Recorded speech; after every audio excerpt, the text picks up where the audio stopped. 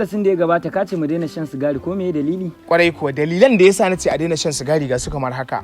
Na farko, idan kana shan sigari ba za ka tsufa ba. Kenan ba za mu tsufa ba malam. A'a, ba haka nake nufi ba. Ina nufin idan kana shan sigari za ka mutu tun kana yaro. Kaga kenan ba za ka tsufa ba. Sai abu na biyu, idan kana shan sigari kare ba zai cije ka ba. A malam, kare ba zai cije mu ba kenan. A'a, ba haka nake nufi ba. Ina nufin idan kana shan sigari yana haifar maka da ciwo a huhunka, kuma duk wanda ciwon huhu ya masa tsanani hatta tafiya ma ba zai iya ba, dole sai yana dogara sanda. Kuma ka san cewar sanda idan kana rike da shi kare ba zai iya zuwa inda kake ba, balle ya cije ka. Sai abu na uku, idan kana shan sigari barayi ba za su shigo gidanka ba. A malam, kana nufin barayi ba za su shiga gidan mu kenan? A'a, ba haka nake nufi ba kai tsaye. Ina nufin duk wanda yake shan sigari za ta haifar masa da ciwon da zai sa ya rinka yin tari, wanda cikin dare ma za ka je na yin tari ba zai samu ya bacci cikin kwanciyar hankali ba.